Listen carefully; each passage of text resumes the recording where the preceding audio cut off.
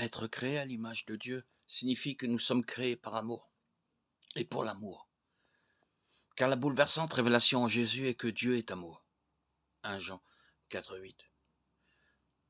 Cette affirmation qu'aucune civilisation, ni croyance ou religion n'était parvenue à formaliser avant Jésus constitue le cœur de la révélation chrétienne et le rocher sur lequel nous devons bâtir notre relation avec Dieu et les autres. L'essence de Dieu est d'être amour et nous sommes à son image, car notre essence est d'être aimé pour aimer à notre tour. C'est parce que Dieu est amour et que l'amour est don de soi que les chrétiens ont accueilli la révélation d'un Dieu trinitaire.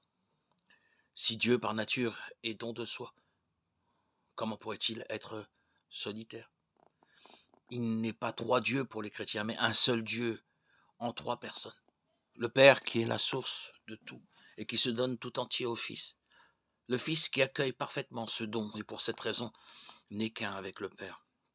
Et l'Esprit Saint qui est le don échangé entre le Père et le Fils. C'est ce don même, l'Esprit Saint, le Paraclet, que Jésus nous a promis de recevoir si nous le demandons à Dieu. La Trinité est une relation de personnes divines, tellement unies qu'elles sont une, et donc un seul Dieu. Ce mystère est une révélation divine que Jésus nous a permis de découvrir. Mais ce mystère dépasse infiniment l'entendement humain. Nous essayons de formuler au mieux ce que nous en percevons, mais personne ne peut prétendre l'appréhender ou l'épuiser.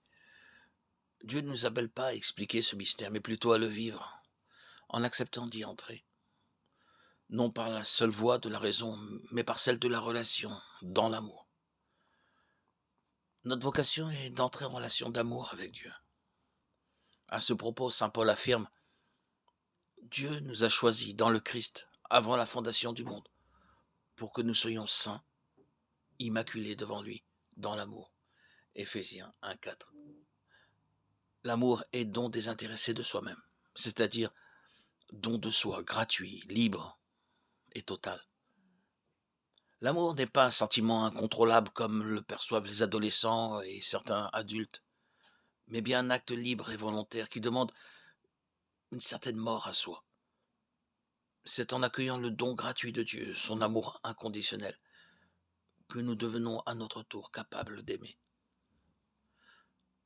C'est dans ce mouvement que nous trouvons le vrai bonheur, celui que le monde et les soucis de la vie ne peuvent enlever. La révélation chrétienne nous apprend qu'il y a plus de bonheur à donner qu'à recevoir. Acte 20, 35. Recevoir l'amour de Dieu et le répandre autour de nous est la source du vrai bonheur.